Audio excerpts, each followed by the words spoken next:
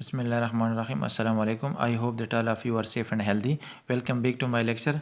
And today's lecture we will explain assignment 1.1 and example 1.2. So first of all, I am going to talk about assignment 1.1. So kindly open the page number 11 of chapter number 1.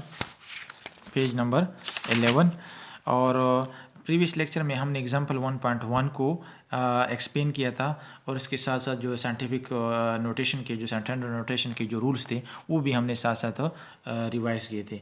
अच्छा, आप लोग जहन में ये याद रखें कि इस जितनी भी आप लोग के कोर्स में नाइन्थ और ये जो ग्रेड 8 और 9th के लिए आप लोगों के जो कोर्स है इसमें जितने भी आप लोगों को एग्जाम्पल्स और असाइनमेंट जो गिवन होते हैं, एक्चुअली असाइनमेंट जो रिफ्लेक्शन है ऑफ द एग्जाम्पल का, उस एग्जाम्पल का रिफ्लेक्शन है। तो अगर आप लोगों को 1.1 एग्जाम्पल की समझ आई होगी तो इंशाल्लाह आप लोग ये असाइनमेंट खुद से कर सकते हैं। लेकिन थोड़ा सा हम इसको आज एक्सप्लेन करेंगे।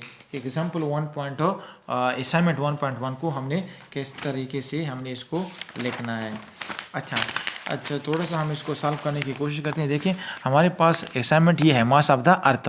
जिस तरह मैंने पिछले लेक्चर में एक्सप्लेन ये डिस्कस आप लोगों को बताया था कि स्टैंडर्ड नोटेशन के जितनी भी क्वेश्चंस हैं उसी को हमने सिर्फ एक फॉर्मेट से दूसरे फॉर्मेट में हमने कन्वर्ट करना है और इसी में जस्ट आप लोगों को नंबर्स मेंशन होते हैं कि ये बेटा ये लो जी, ये आपका नंबर है और इसी नंबर को आप स्टैंडर्ड फॉर्म में कन्वर्ट करें।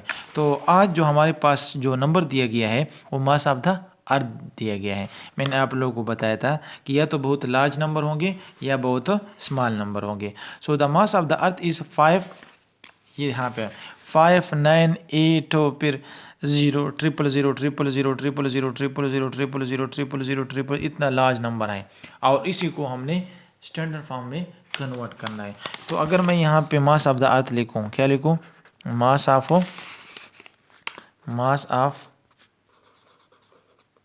अर्थ, ठीक है।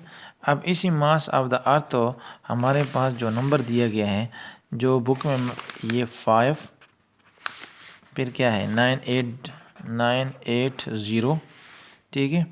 अब हमारे पास कितने ज़ीरो हैं? 3 4 तकरीबन ये 21 ज़ीरो है। इसके बाद कितने ज़ीरो है?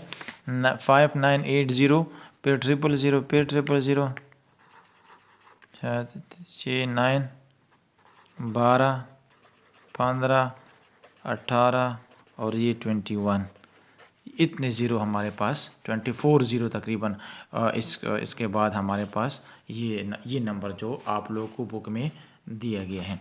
अब इतने लार्ज नंबर को हमने किस में कन्वर्ट करना है? स्टैंडर्ड फॉर्म में कन्वर्ट करना है। तो स्टैंडर्ड फॉर्म के लिए हमने आप लोगों को फार्मूला बताया था कि हमारे पास जो मैथमेटिकल जनरल फार्मूला है n = m × 10⁻n।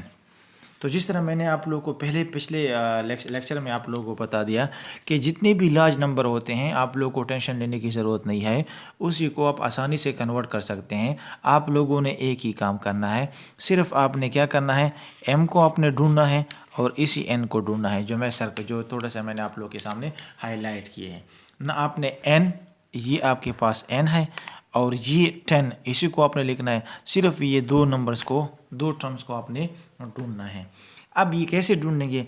मैंने आप लोग को पिछले लेक्चर में बता दिया कि इसी नंबर में m क्या है? m in order to get m, जिसको आप लोग मेंटिसा भी कहते हैं, in order to get m in which the first digit before decimal point is non zero. और आपने फर्स्ट नॉन ज़ीरो डिजिट किस तरह ढूंढना है? put the decimal point after the non-zero digit from left to right। अब जिस तरह मैंने पिछले लेक्चर में आप लोगों को बताया कि जितने भी लार्जर नंबर होते हैं उसके एंड में डेसिमल पॉइंट होता है, बिल्कुल आखिर में। अब आपने m को ढूंढना है, तो m आपके पास क्या है? अब यहाँ से डेसिमल पॉइंट को उठाएं और बिल्कुल after first non zero digit के बाद पुट करें।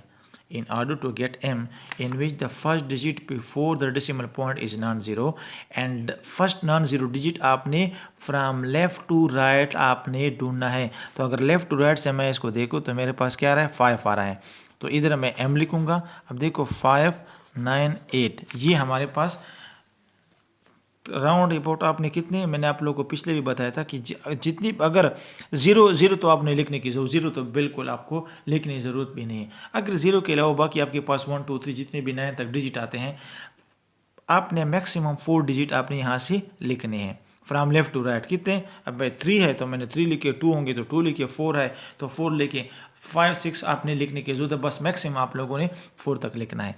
अच्छा अब देखें यहाँ पे डेसिमल पॉइंट आपने in order to get m, अब डेसिमल पॉइंट यहाँ से उठाएं और 5 के बाद आप क्या करें, पुट करें, बिकॉज आपको मैंने बता दिया कि m क्या है, m is the first non zero digit before the decimal point. अच्छा आपने डेसिमल पॉइंट को लास्ट से एंड से उठाकर फर्स्ट नॉन ज़ीरो डिजिट के बाद पुट करना है, तो ये आपके पास m आ गया। m को आपने कैसे ढूंढना है, उसी नंबर में आप नॉन ज़ीरो डिजिट लिखे, कितने लिखे, 4 या 3 लिखे। दोबारा मैं आप लोगों को बता देता हूँ, किसी भी नंबर में आप 3 या 4 नॉन ज़ीरो डिजिट लिखिए और उसमें से first non zero digit from left to right आपने ढूंढना है। कौन सा, first non zero digit from left to right हो, उसके बाद आपने डायरेक्ट डेसिमल पॉइंट पुट करना है, ये आपके पास m आ जाएगा। अब थर्ड नंबर पे आपके पास जो है वो n है और n आपके पास, मैंने आप लोगों को बता दिया कि n is the number of digit through which the decimal point is been moved. यहाँ पे आपने क्या किया है, यहाँ से आपने डेसिमल पॉइंट को उठाया और यहाँ पे पुट किया, so that will be the value of n। आप इस नंबर को काउंट करें, 1 2 3 4 5 6 7 8 9 10 11 12 13 14 15 16 17 18 19 20 21 22 23 24, कितने हो गए, ये 24 है। इसके साथ मैंने आप लोगों को ये भी बता दिया था कि अगर आप राइट टू लेफ़्ट जा रहे हो, अगर आप राइट टू लेफ़्ट जाए तो ये पॉजिटिव, और अगर आप यहाँ से जा रहे हैं तो फिर आपके पास नेगेटिव है, क्योंकि हम अब राइट टू लेफ़्ट जा रहे हैं तो हमारे पास पॉजिटिव वैल्यू होगी। और दूसरी बात आप जहन में याद रखें कि जितनी भी लार्जर नंबर होते हैं वो हमेशा के लिए इसका पावर क्या होगा, पॉजिटिव होगा। तो अच्छा ये पॉजिटिव, अब ये वैल्यूज़ आप इसमें क्या करें, हमने ये वैल्यू जो है ये दोनों आप इसी फार्मूले में पुट करें। अब आपके पास n क्या था, m आपके पास, ये दोबारा आप एक कंप्लीट नंबर लिखें, 980 000 6 9 12, फिर हमारे पास क्या आएगा 15 18 और ये आपके पास 21 की, ये आपके पास नंबर था। अब m हमारे पास क्या है, m हमारे पास तो ये था 5.98 मल्टीप्लाई, मैंने मल्टीप्लिकेशन का सिंबल इस तरह लिखना है, 10 को भी मैंने इस तरह लिखना है, और n हमारे पास क्या गया 24, और यूनिट को तो आपने उसी तरीके से लिखना है जिस तरीके से जो मास दी है तो मास का लिखेंगे, टाइम दिए तो टाइम का, लेंथ का दिए तो लेंथ। तो ये हमारे पास स्टैंडर्ड फॉर्म का, हमने इसी को स्टैंडर्ड फॉर्म में कन्वर्ट कर लिया। जिस तरह मैंने आप इसकी सिग्निफिकेंस आपको बता दी। देखिए अब इतने लार्जर नंबर में जब हम इसको लिखते हैं तो इसमें ज़्यादा मिस्टेक, एरर के चांसेस भी ज़्यादा होते हैं, स्पेस भी ज़्यादा लेता है, टाइम भी ज़्यादा लेता है, और इसको जब हम दूसरे प्लेनेट के साथ जब हम आगे ग्रेविटेशन लॉ में डिस्कस करेंगे, ग्रेविटेशन लॉ में जब अब ये वैल्यूज दूसरे मास ऑफ द प्लेनेट को मालूम करते हैं तो वहाँ पे कैलकुलेशन में बहुत ज़्यादा डिफ़िकल्टीज क्रिएट होते हैं। तो इसी वजह से इन इश्यूज़ को रिजॉल्व करने के लिए उन्होंने ये फॉर्मेट किया गया था, साइंटिस्ट ने इंट्रोड्यूस करवाया था और इसी को हमने स्टैंडर्ड फॉर्म का नाम दिया था। तो जब भी आप स्टैंडर्ड फॉर्म में लिखते हैं किसी भी नंबर को तो आप कोशिश करें कि उसी में आपने m और n को, ये एक तो ये फार्मूला याद करना है आपने, कौन सा, ये वाला formula, n is equal to m multiply by 10⁻n। फिर आपने n आपको दिया गया है, इसकी ज़रूरत नहीं, क्रॉस करे, इस 10 की भी ज़रूरत नहीं है, ये भी मल्टीप्लिकेशन का सिंबल भी इस तरह लिखे, सिर्फ आपको मैंने m और n का बता दिया। m क्या है, m is the first non zero digit from left to right, और वहाँ पे डायरेक्ट डेसिमल पॉइंट आपने from first non zero digit के बाद पुट करना है। क्या मैंने आपको बता दिया, m is the first non zero digit. जिस तरह मैंने आपको बता दिया कि फ्रॉम लेफ्ट टू राइट मैं यहाँ से नंबर ढूंढ रहा हूँ, ज़ीरो नॉन ज़ीरो डिजिट, तो मेरे पास फर्स्ट नॉन ज़ीरो डिजिट जब 5 आ रहा है तो अपनी ओरिजिनल पोजीशन से डेसिमल पॉइंट को उठाकर मैंने इस 5 के बाद पुट करें, और डेसिमल के बाद आपने जिस तरह नंबर में आम 2 डिजिट लिखते हैं, 3 डिजिट लिखते हैं, 4 से बिल्कुल ज़्यादा मत लेके बस ये 2 3 4 तक काफ़ी है, 0 तो लिखने की ज़रूरत भी नहीं है। तो इसके बाद हमारे पास 2 डिजिट है तो यहाँ पे मैंने 2 डिजिट लिखते हैं। तो डेसिमल के बाद आपने 2 या 3 4 अप टू 4 डिजिट तक आपने लिखना है। और n हमारे पास the number of digit between the two decimal point. Decimal point जहाँ से आपने डेसिमल पॉइंट को उठाया है और वहाँ पे पुट किया है, this is that will be the value of n। तो ये आपने n लेके मैंने आप लोग ये फ्रॉम पॉजिटिव टू लेफ्ट, तो फ्रॉम राइट टू लेफ्ट तो positive, left to right negative, क्योंकि हम पॉजिटिव से आ रहे हैं और लार्जर वैल्यू है तो पॉजिटिव आएगी। तो यहाँ पे 59.8 मल्टीप्लाई बाय 10⁴। और अगर आप उसी तरीके से लिखते हैं जिस तरह नोट्स में जब आप इस क्वेश्चन को लिखते हैं, फॉर एग्जांपल ऐसा, तो सेम टू सेम जिस तरह मैंने आप लोग को एग्जांपल बताया था इसी तरह अब आपने सिर्फ यहाँ पे क्या लिखना है, ये देखो मैं उस एग्जांपल 1.1 का रिफ्लेक्शन है, मैंने जिस तरह आप लोगों को बता दिया। यहाँ पे आपने डिस्टेंस मास ऑफ द अर्थ लिखना है। क्या लिखना है? मास ऑफ द अर्थ, ये नंबर लिखे जो नंबर आपको दिया गया है ये इसी तरह लिखना है। सेम टू सेम ये सेंटेंसेस लिखने हैं। In general formula of standard notation can be written in order to get m in which the first digit before the decimal point is non-zero। जिस तरह मैंने आप लोगों को बता दिया m क्या है? First in which the first digit before the decimal point is a non-zero। So we have to move the decimal point। अब कितने डिजिट है यहाँ पे? 8 तो नहीं, कितने? 24 है। 24 digit towards left, therefore the power of 10 will be positive. और फिर इसके बाद n, सिर्फ नंबर्स को चेंज करें जिस तरह मैंने आप लोगों को बता दिया। n आपके पास क्या होगा? ये होगा। m आपके पास ये है और n आपके पास ये है। फिर उसी को हम रिजल्ट में हम इस तरह लिखते हैं।